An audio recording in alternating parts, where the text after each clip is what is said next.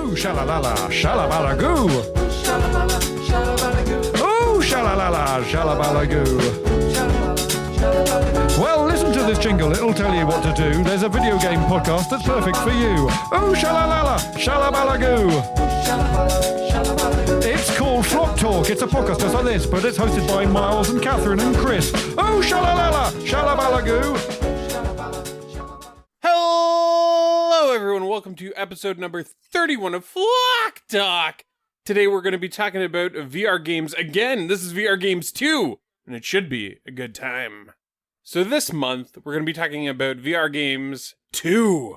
But first, we got some hot topics to cover. Hot topics, I'm back. Chris is back. Yeah. We had Travis come on last month, and big thanks to Travis to talk about the NES games and his NES friend channel, as well as Polykill. But we're glad to have you back, Chris. Of course you are. I bring the spice. Well, yes. Thanks again to Travis. That was a lot of fun. But we're here.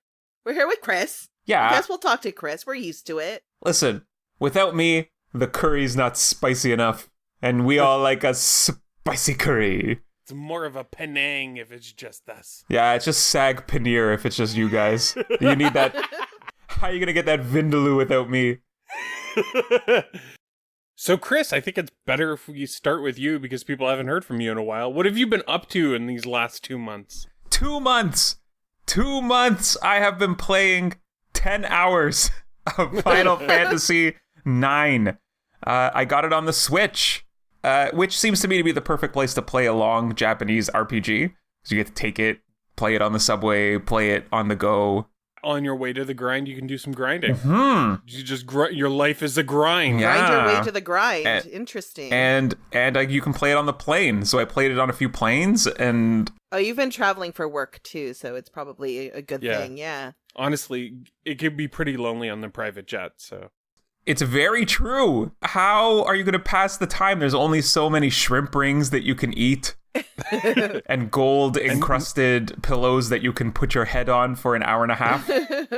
Gold encrusted, that sounds like really uncomfortable. It's a hard pillow. You gotta like a nice firm mattress. That's the price of luxury, Miles. Yeah. But, I mean, if anything, it'll keep you up while you're playing Final Fantasy 9, right? That's true. There's no sleep possible. Have you played other Final Fantasy games? I played Final Fantasy 7, so I'm pretty used to the PS1 style of Final Fantasy game. So the beginning gripped me, but I like some concessions for PlayStation 1 Final Fantasy. Some of the dialogue's not going to make like the most sense. Some of the scenarios are kid-ish. So that's fine. It's not as gritty as a game would be made today. And the beginning is great. You're visiting a new kingdom. You've got 4 very specific characters. There really is no character like specific generation. You get 4 characters. They're very built into the story. And the characters are all really great. Like, it's fun being with the characters. It's fun seeing them grow and evolve, which is kind of the benefit of a game that really focuses on its own story. But I'm 10 hours in, and when's this game going to open up? I feel like I'm very much being dragged along bit by bit. Like, you'll get to a part, and it'll be just after a cutscene, and then it'll be like, okay, now you can walk around the area that we just showed you in the cutscene. And you're like, I'm going to walk around the area. And then you go from one area to the next area, and then immediately, new cutscene, new talking. Like, why did you make me do that walking? Are you skipping cutscenes? No, I'm watching them, which is probably a bit of a problem, but the characters are fun, so I want to watch them. It just looks like you're watching anime on your private jet. Yeah. Are the cutscenes long? No, the cutscenes are like, they're not super long, but there's a lot of set dialogue pieces in between the cutscenes. So the cutscenes are all like CGI rendered cutscenes, so they look great. And then in between those will be like dialogue scenes. So very much like Octopath Traveler, like this one very like feels a lot to me like Octopath Traveler really took a lot from this one. But there's a lot in Octopath Traveler where it's just, you know, the cutscene after cutscene, long periods of time where you're watching people talk and you're like, get me to the game. Tell me the story through the game, man. Yeah. Yeah. You know, that's... Do you know if this is similar to the other Final Fantasies of this generation, like 7, 8, 9 or whatever? Is that common in those games? The 10 hours I played of 7, so I am not the definitive person to talk to about Final Fantasy games. That's your cap, huh? 10 hours? 10 hours, man. If you can't give me the sweet tea within 10 hours, I am trying to find it somewhere else. So, Final Fantasy VIII, really good, interesting. I'm going to keep playing it, I think. 9, you're playing 9. Oh my god, Final Fantasy IX. We did a whole thing before this where for like 2 minutes I was talking about 8 and then I realized that I should be talking about 9. I am playing Final Fantasy IX. It's the one that is a fantasy series, not the future cyberpunky kind of 7. Oh, really? Yeah, It's actual So fantasy. it's like a throwback to the SNES. yeah, it's very much a return. There's a guy with the hat on and his face is dark. Ooh, Black Mage? Yeah, Black Mage. His name is Vivi. He's a young Black Mage. He doesn't really know what's happening around him. He's a very interesting character. The protagonist is like a thief. He's a man, but he also is like a half rat, so he's got like a little tail. He's got a tail. Half rat. What's the other half? Man, half man, It's like always man. yeah. Like, how does that happen? Half man, half rat. Oh, I don't let want me to tell think you. about it. He looks like really cool, and then he's got a little tail. And I'm like, I appreciate the tail, fine, you're doing something interesting, but he didn't need to have a tail. And are these stories tied together at all, or you don't need to have played the other ones to play this one? You do not. Oh, okay. Like, at all. I think that goes with any Final Fantasy game, right? Yeah, I think yeah, so. I've only played 4, like 2/4 or whatever, and I want to try one of these newer ones. Maybe we should get it on the Switch, though. Maybe I would be more likely to play it on the Switch. We do have 7 on the PS Classic. Oh, we have a PS Classic. Oh, we yeah. have 2 PS Classics. Oh, God. It's a sentence nobody ever said. Why do we have 2? Because we're going to hack one. Oh. Oh, I got to hack one. you have 2 PlayStation 1s because you're Best Buy. Because you guys are running a Best Buy over there. And 2 is the appropriate number for We are the months best of stock. Best Buy. Oh. It's a bountiful stock for PS Classic as far as PS Classic's concerned. Do you have a PS Classic? Said nobody. Well, if I'm able to hack one successfully, I could hack the other one, and then who's laughing now? Still you, I guess. We'd have 2 packed PS. I don't know. We could give one away or something. Ooh, sounds like a giveaway on Flock Talk Oh, coming that's an up. expensive giveaway. No, it's not. It would be a reasonable giveaway. I'm not But- gonna do it. Let me tell you something that wasn't a giveaway. I had to pay for it with currency. It's called Rage 2, Ooh. and it came out... Paid for it. Well, Beauty. I used credit. Right. I got it on the Xbox One X because I played the original Rage on Game Pass on Xbox, and I thought that, hey, I already know the controls, plus it's going to look good with the One X enhanced features, I would assume. I don't know. And so I played it, and I really did like it. It reminds me a lot thematically of Mad Max, but the gameplay is like Doom. So you're running around, like, shooting, and you get into, like, a dungeon area, and it's just, like, mayhem. Like, mutants are crawling all over the walls, trying to jump on you, and you're just, like, blowing them away Yeah. with your shotgun. And the gameplay was really addictive and fun. It's really colorful too. It is. There's a lot of, like, pinks and neon Yeah, greens. which is a and- really nice change from Mad Max. Like, Mad Max is just beige. I heard they throw the pink at you. Yeah, like there's so many things like spray cans and stuff just on the ground. So when you're firing, you'll see like puffs of pink smoke when you hit like a spray paint can or a bag of pink dirt or something. I don't know. And there's lots of like graffiti and stuff, and it's always pink. And Yeah, but the problem with that is that one of the things in the game that you do the most is when you go into a area of note, like a base, there's these crates that you have to find as well. And they made it like a scavenger hunt. Yeah. And the only way that you could find the crates is they have pink tops. But there's so Oh, much pink in yeah. this game Right. that when you're on top of a roof, like getting a good vantage point and you look around, all you can see is pink. And it makes it so difficult to find those boxes in the scavenger Yeah. hunt mini game. And you need them too because they're both currencies. Like inside them are currencies that you need to upgrade your abilities and stats so that you're ready for our tougher missions. yeah, I like looking for those things for you because I know you hate it. So like sometimes he would finish killing everyone in an area, and then I would grab he's like, oh, I can't find the boxes. And so I grab the controller and walk around, and then 2 seconds later I'd just be like, wait, isn't this a box? Because it blends into stuff just because there's so much pink. I guess they're trying to make it difficult. Like it's not supposed to be easy to find all of those things. I think that they are, but I don't think they needed to. That being said, the game is kind of short, so maybe they were looking for ways to extend the gameplay, which I'm not a fan of. Anything that's like busy work in a game, like just cut it out. Give me a shorter game. Did you need all those things to level up enough? Yeah.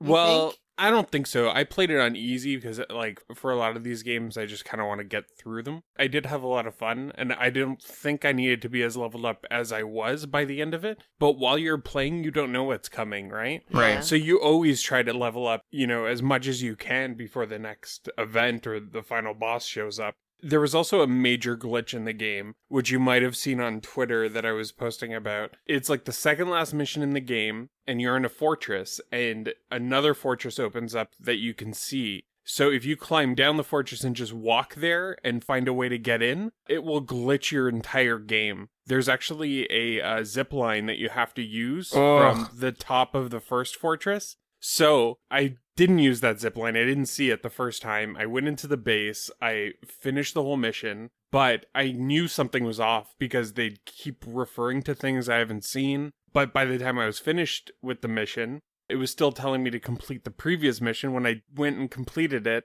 the item for the second mission wasn't available anymore because I had picked it up when it wasn't my objective to do that. I heard that Rage 2 was very much like you had to go and find the fun, but when you found the fun, it was fun. Oh, it's so much fun. You see, that's the hard part. Like, I finished Rage 2, and then when I was done, I'm having such a hard time finding another game. Like, I'm not going to have as much fun playing whatever the next game is, because the gameplay is that good in Rage 2. Like, it's hard to follow up. Did you have to go find the fun? Not really. It's very similar to like a Far Cry game, and there's objectives kind of like everywhere, and you can set your waypoint and go and find that objective, and there's the fun. The wasteland itself is vast, and there's a lot of dead area in the wasteland. But you can call your car at any time, and your car is so fast and so efficient. One thing that I really liked about Mad Max on the PS4 and Xbox One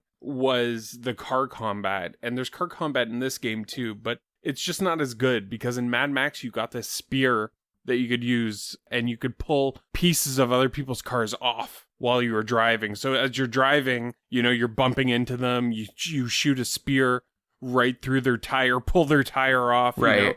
It was a lot of fun, and this game is really just like shoot the other car. Right. Like a very basic Twisted Metal style car combat game. And comparison to Doom? Comparison to Doom, I mean, once you're in like a dungeon or a closed area and you're fighting things, it's like you're playing Doom. I mean, it's the same company, right? Yeah, there were moments too where like, what was the prompt? You get a prompt to like carefully inspect something, and the way you do it is to just like shoot it and smash it to bits. Which is a joke that's in Doom. Yeah, and I didn't know that. I didn't remember that, and you were just like, that's a very Doom joke. And then also the music, like the way the music amps up when you're in actual combat and stuff. And you also have like, in Doom, you have like this rage thing that you can build, and then you can go nuts, right? And everything takes way less damage. In Rage 2, they have it as well. It's called Overdrive. And you can do the same thing. But on top of that, you also have abilities. There's a dash that's almost like a teleport, and you eventually level up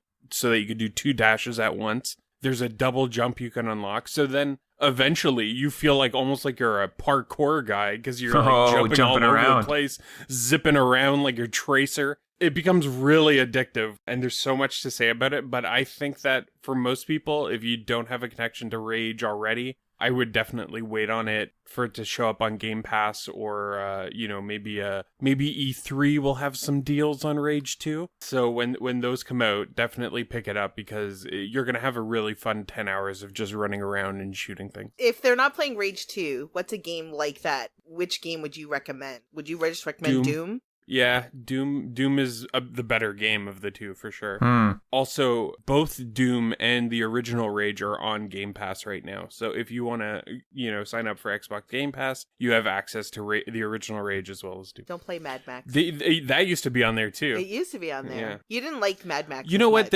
There are things that I really liked about Mad Max, but overall, like especially the first person aspect of Mad Max was nowhere near where Rage 2 is. Kathryn! Do you have any hot topic? Well, you mentioned earlier Tracer Yes. from Overwatch, and I have not actually been playing this, but I've been watching a lot of it because Myles has been playing it, so it's kind of like his hot topic. But it's right now the Overwatch anniversary. So normally they just like, you get anniversary loot boxes and stuff. I guess it's in its 3rd or 4th year. They bring back all of their like PvE events and all the different like arcade modes that they have. I don't know if this is one that was always there. It seems like maybe it's new for the anniversary, but again, we haven't touched Overwatch in like a year. But I just wanted to open the loot box because you always get like one anniversary loot box. So I just wanted to open the box, and then Myles was like, oh, maybe I'll play a little bit. And he found one called 8-Player Free-for-All Hero Gauntlet. And it was kind of hard to figure out exactly what it was, but Myles started playing it. You don't get to choose your character, but what happens is everyone starts as McCree, and then there's like a roster that you have to go through one by one. I think there's 22 heroes or 23? There's 23, yeah. 23 heroes. You have to go through a very specific order. So every time you get a kill, you immediately gain all your health back and phase into a new character. So it goes like McCree, then Soldier, then Ash, which is the new character. Pharah, I don't know the whole order of all of them, but it goes through each one. And so at first we're like, oh, this is really hard, especially because you haven't played in so long. But it's so much fun. Like, I love watching it, and I was so happy because Myles actually loves playing it. For the first couple times, you're just going to come in last because, like, we hadn't played in so long. But you started to get, like, really good at it once you get, like, comfortable. Plus, like very few people are good at, like, every single character, right? So there's going to be a point where, like, we're terrible at playing Pharah. So when you hit Pharah, it's just like, I hope I can hit someone with a rocket, like, even if it's just a lucky shot, you know? Like, I don't care if it's a lucky shot. I don't care if I'm You only have to get one. You only have to get one. And then you'll hit, like, kind of like a series of characters that you're good with. So you're just, like, suddenly get, like, 3 in a row. There's some crazy people who are just, like, always at, like, 20 kills when everyone else is at, like, 5 or 6. But what's really fun about it is that by the end, it gets pretty hard. Like, your last 5 characters, are 2 of them are tanks. So one's, like, Roadhog and one is Reinhardt. And then it goes to, like, Lucio. Then it goes to Mercy, which is, like, really hard because she's just got the tiny little blaster. And then the last character you get is Torbjorn, with none of his abilities, except for he has like a kind of charged up mode now. Like, it's the new Torbjorn, but you don't get a turret, you don't get a gun, you just have your hammer.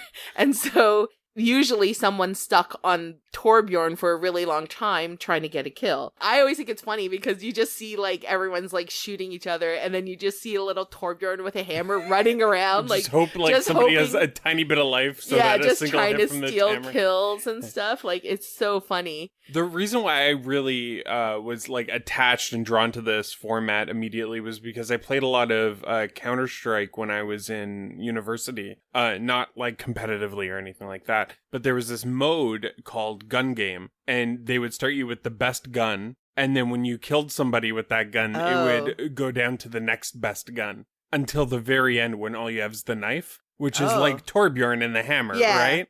So the only difference, the thing that I loved about the gun game was that you could switch to the knife at any time. And if you knifed somebody, you would level up twice in one go. Oh. But if you get knifed, you go back one. Oh. So it became dirty. If you got knifed like 2 or 3 times in a row, you would be like, no.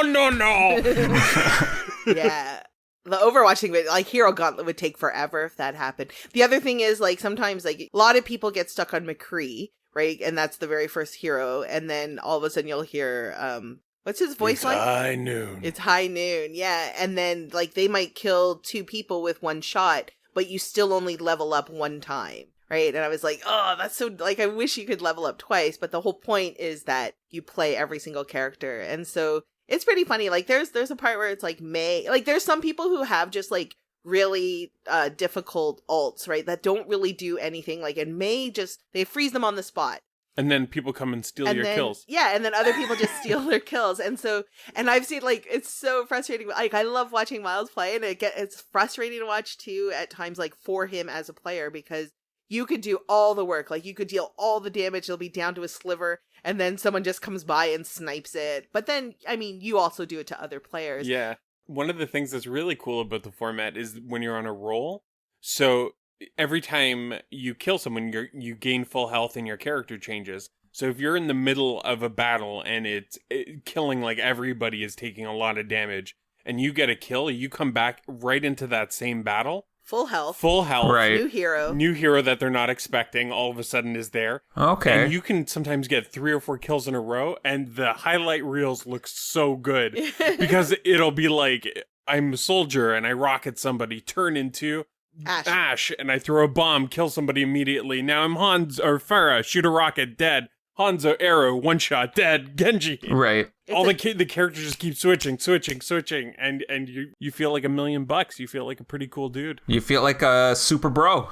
Super bro. And it's pretty fun because it's in the arcade mode, so every week 9 wins in arcade gets you 3 loot boxes. Plus, you're getting regular XP and leveling up. So we've gotten a bunch of loot boxes. The event goes until June 10th, I think. I haven't played. I do play, I still like to play 6v6 mystery heroes. That's where you don't get to choose which hero you play. And every time you die, you just come back as a new hero. And I like that mode only because people can't really blame you if you suck because none of the characters are my main. So they can't really blame me. That's what I think anyway. I just like playing and it's a fun way to try new heroes without like having too much pressure put on you when you're playing them. Yeah. So I played a little bit of that, but I don't think I could do the hero gauntlet. I don't think I would ever get past McCree, but it's fun. Not to stay on Overwatch too long, but I know that you watched the Overwatch League season 2, yay or nay?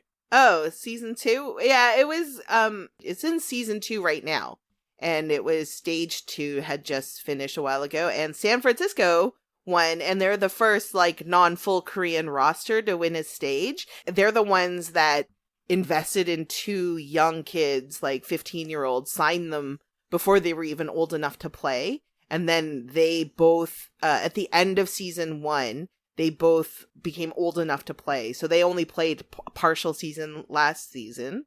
And then in this season, they've been there from the beginning, and they are amazing. Like, one of them is a Zarya main. I think the other one is a Reinhardt, but it's Super and Sinatra. They're really good. Any heartthrobs on that team?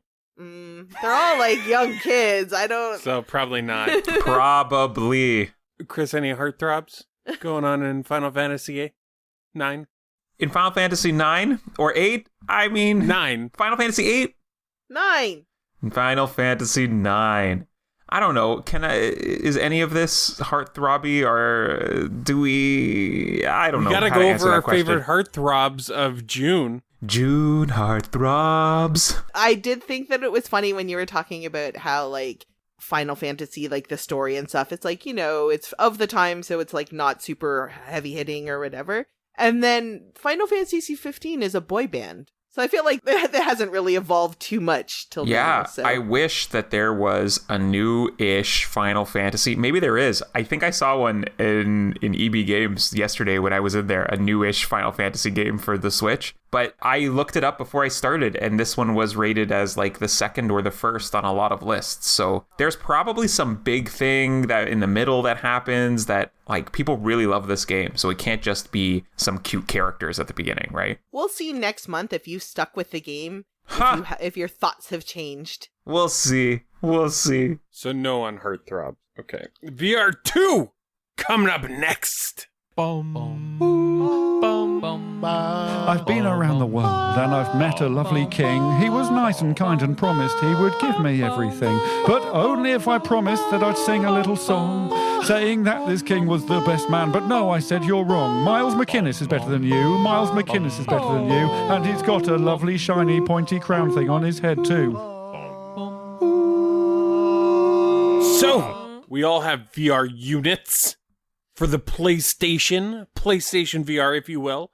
And we decided to have a little Flock Talk private meeting where we played 3 VR games that none of us have played before. Yeah, I mean, we've talked about this before, but Musty Hobbit was on as our guest because Chris couldn't make it. And also at the time, Chris didn't have VR.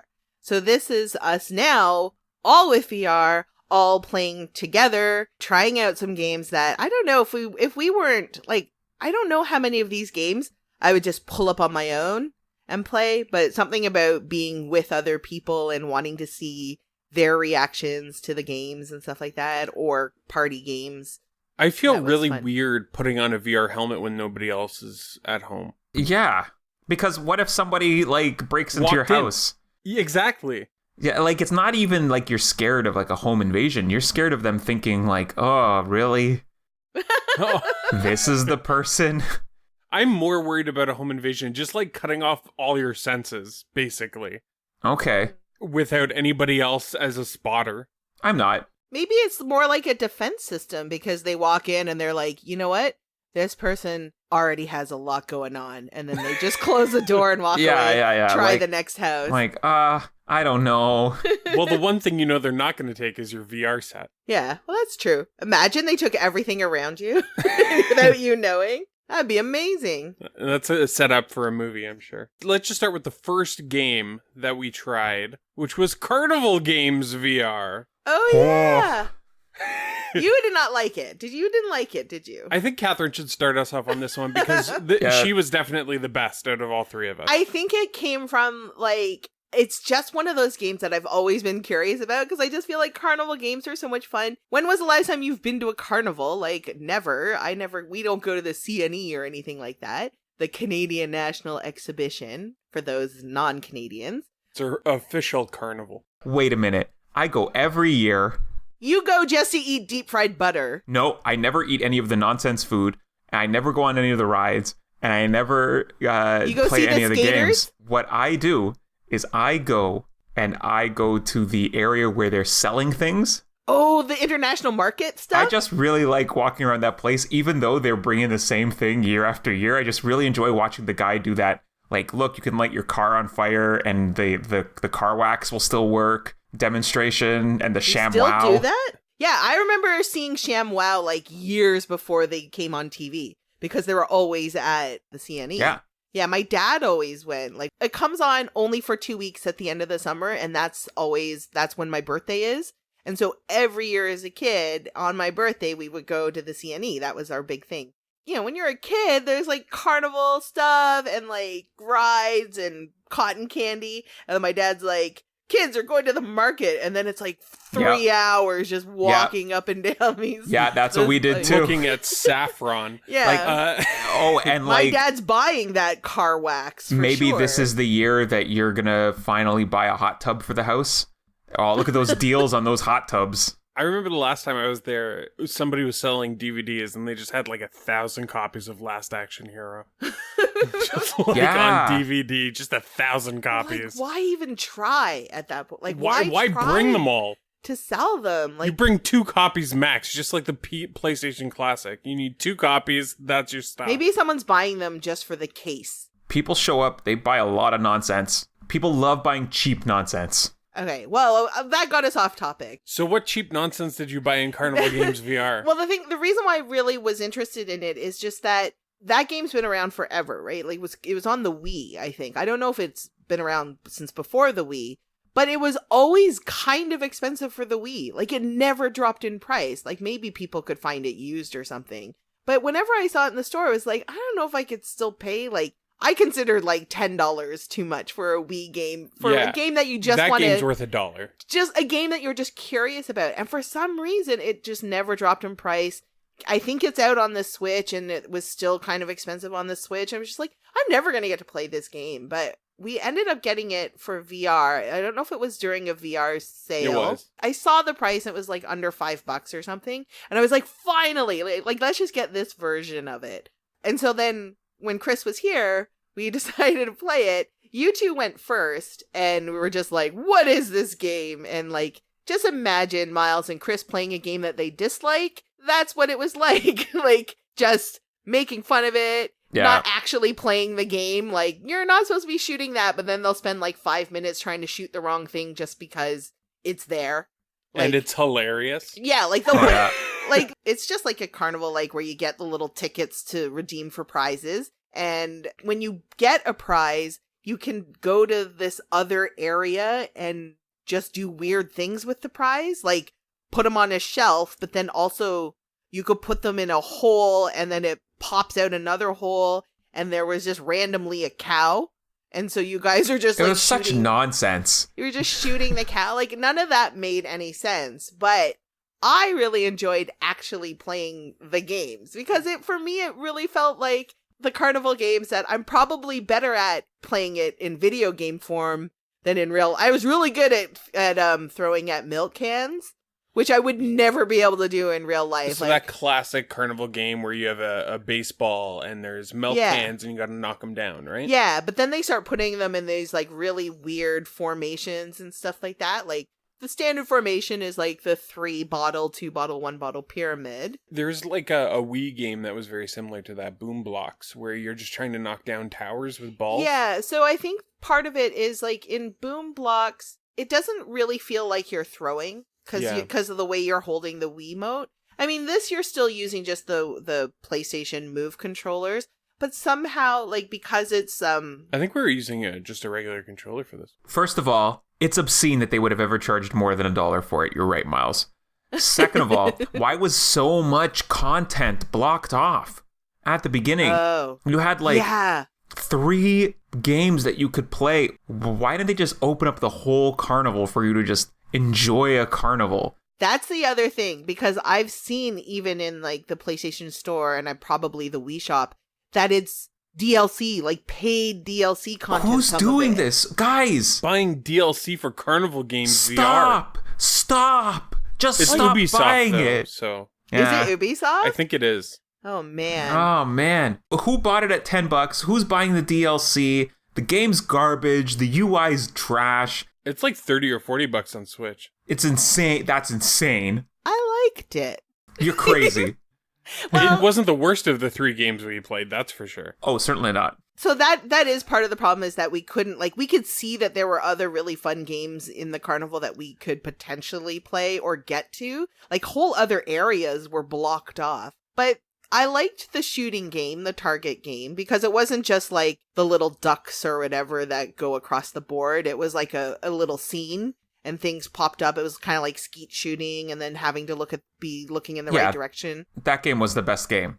That was the best game. But then we saw that there was skee ball and that we needed to unlock it, right? So I played a bunch just to unlock skee ball, and then skee ball was just like, I don't know. That should be one of the ones that's already unlocked, because that game is like trash in VR. Like, you got to put it in because it's at every carnival.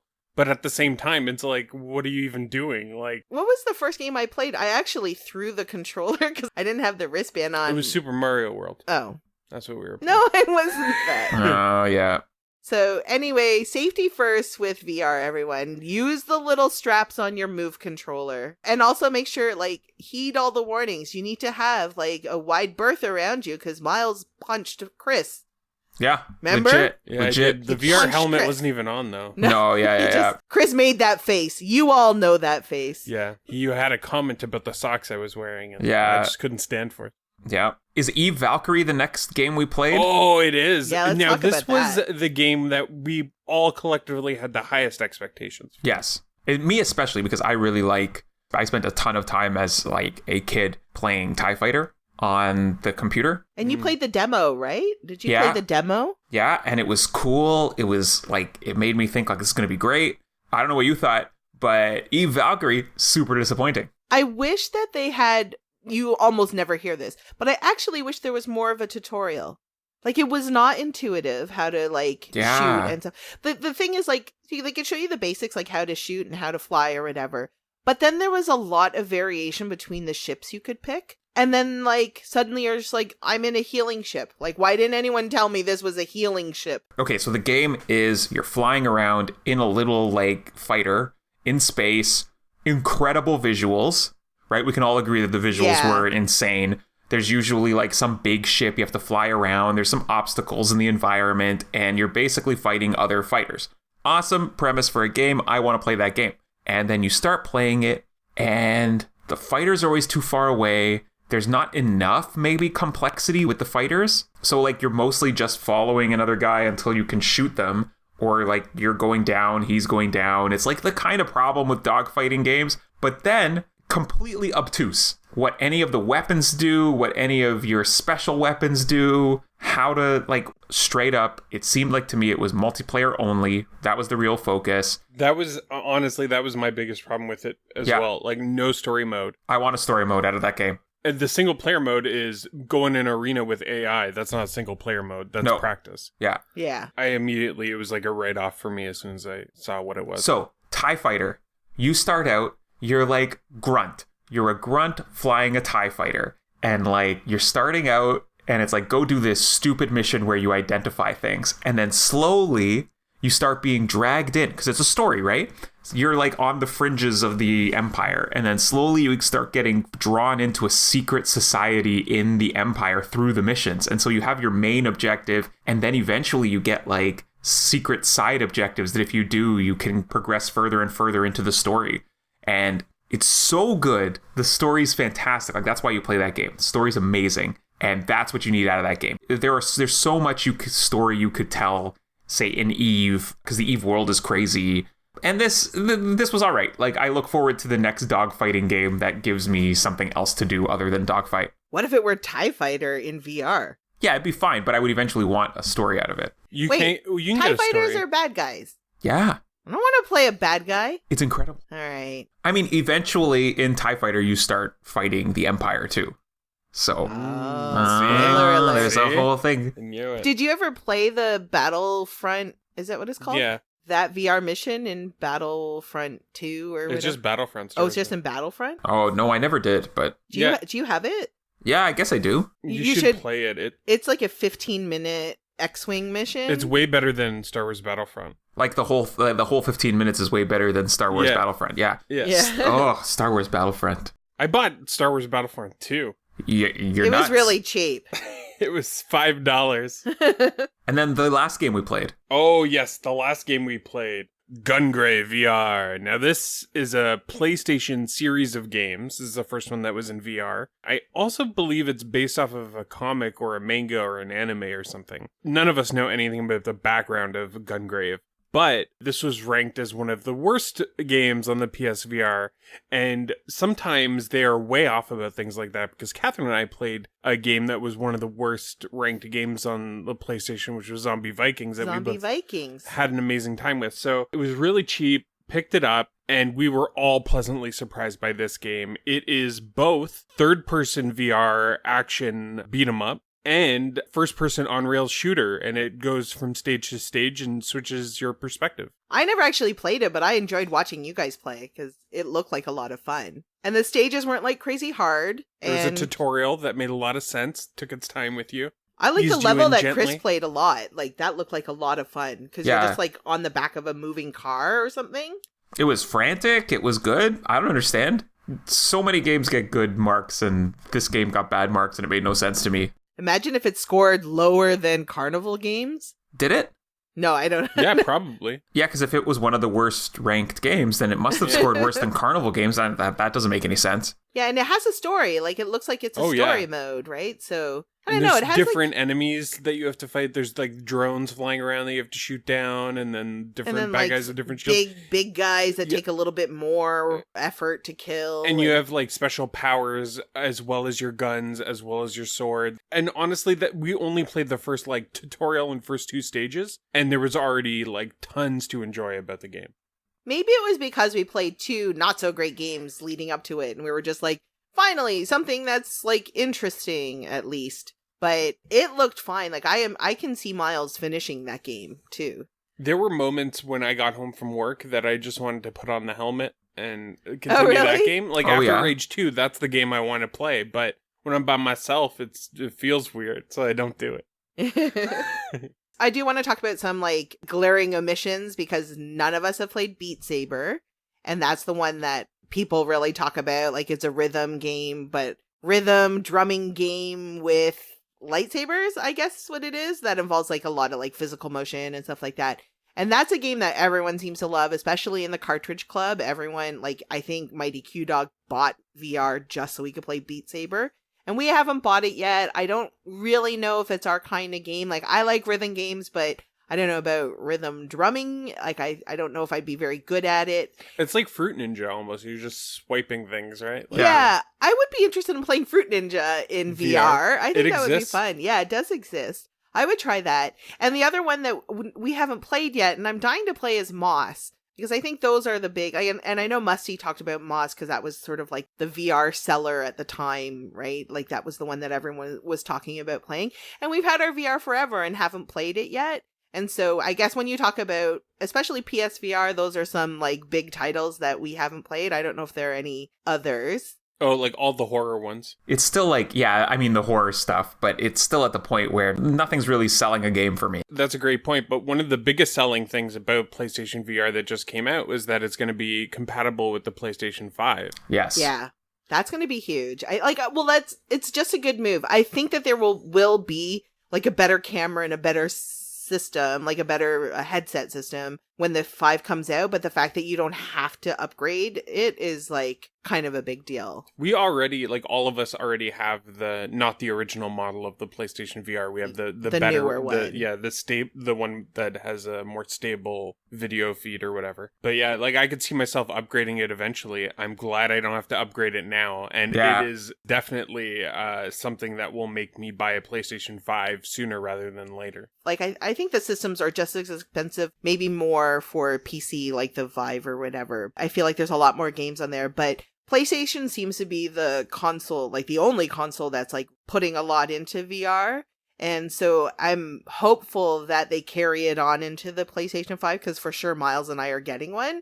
I mean, a lot is riding on how well I think PlayStation does with VR for how well VR does, at least in the console wars, right? In the console universe, right? People on PC can still play or whatever, because I think it's probably cheaper to develop stuff, and like anyone can develop a VR game if they wanted to for PC. But for console, like Sony's the only one that's trying and the only one that seems to be putting a lot of effort, and they don't seem to be giving up on it yet. And they're putting money into exclusives for PlayStation VR, right? I am not sure if this one is, but Trover Saves the Universe, the new Justin Roiland one, just came out. And Blood and Sweat, I think, also came out. Is that the name of that game? Oh, yeah, I think so. But we don't play our VR that much. But I don't want it to go away. No, because when we're in the mood to play VR, it's so much fun. And I just want it to always be an option. Maybe a new Tetris type game, like a Hexic or a Bejeweled effect. If there was Match 3 in VR, you would never see me again. Yeah. That would be where I would be all the time. Any interest in Nintendo Switch Labo VR?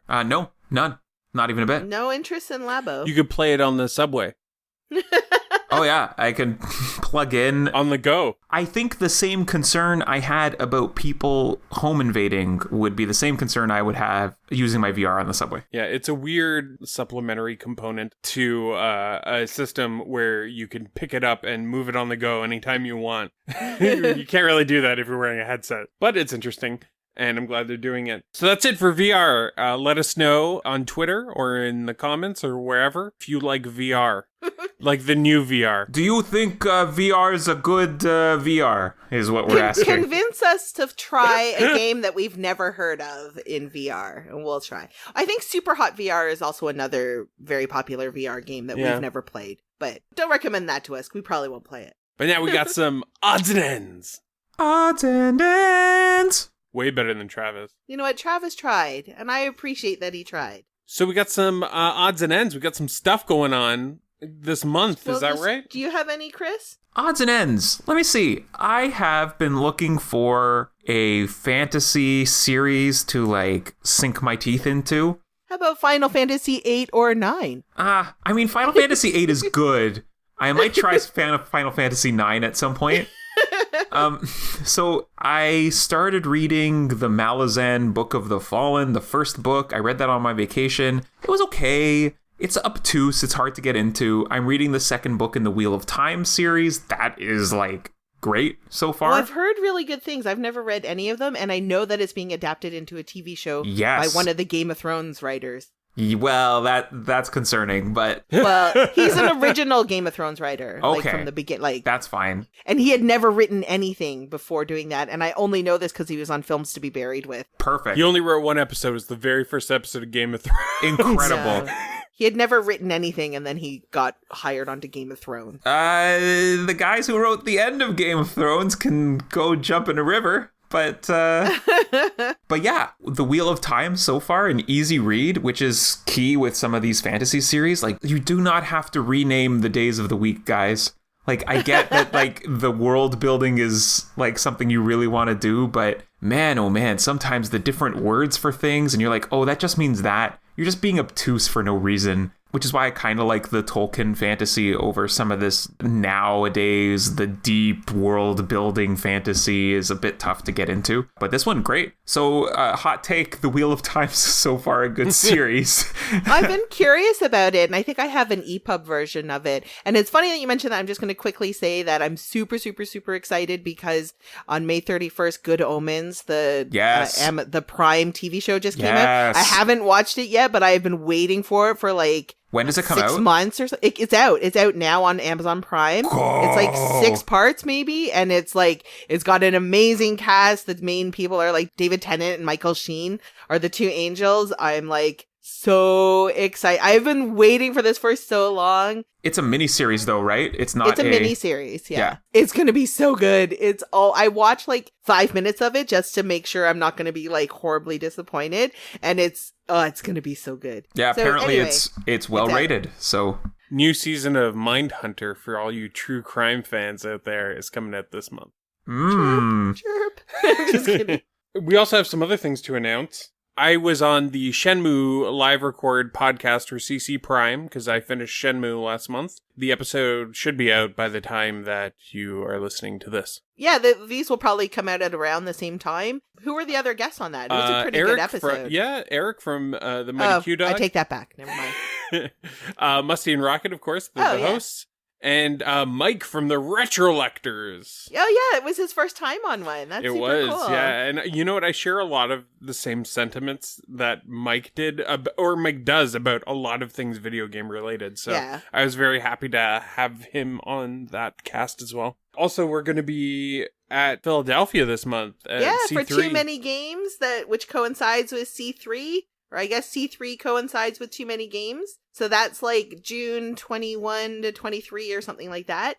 And then for the Cartridge Club specifically for C3 on the 24th, which is the Monday, they're doing the live record podcast. Unfortunately, no Chris this time around. Yes, too bad. All of you. I know. I know P1 is pretty upset about that, but we'll have to make up with him somehow about that. We're going to record something. We don't know exactly what, but we do have a time slot and we have a guest lined up. It might not be a core episode, so you might want to come out to Philadelphia to see what we do, because who knows when we're going to release it. Yeah, I'm so bad with like releasing the bonus stuff. So. But I think you're going to want to be there in person to check it out. So. Yeah, so if you're in the Philadelphia area, we're actually recording in a place called Limerick, which is like 40 minutes outside of Philadelphia or something. But come check us out on Monday, June 24th at some time at some place. I can't remember. I think it's a Hampton. It's a Hampton Inn, I think.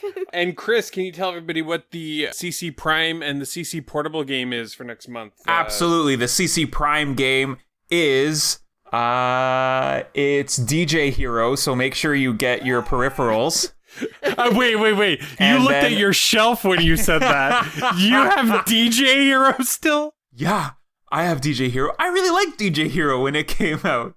It was not the collaborative endeavor that the other one was, and failed spectacularly, but I enjoyed DJ Hero. And the other game for all of you people who like games is Deadwood. Deadwood, the TV series. You have to watch that show. Portable. That's for the portable on your Game Boy. You have to watch it on your Game Boy. On your Game Boy, you have to mod your Game Boy so that you can watch Deadwood. That's the challenge this month. What are the actual games, Myles? Uncharted 2 Among Thieves for June Prime. You can play that on the PlayStation 3 or the PlayStation 4 in the Uncharted collection. That's a good one. That's better than DJ Hero. And then instead of Deadwood, people with handheld devices can play Batman on the Game Boy. The original Game Boy Batman. Have you ever played that? Nope. I'm curious. Yeah. But I don't know if we have it. We must have it on like the RetroPie or something like that. Yeah. But which is like defeats the purpose of portable, but if it gets me playing it, it gets me playing it. Who cares? No rules. No rules. That's the rule, guys. No rules. So remember, everybody, hashtag DJ Hero when you're talking about Flock Talk episode number 31. But that's it. That's it for the month. We did it. Welcome back, Chris. Thanks. Appreciate it. See you next month. For Chris and Kathryn, I'm Myles. Take care, everybody. Bye-bye. Flock talk, shalabalagoo. Ooh, shalalala, shalabalagoo. Stop.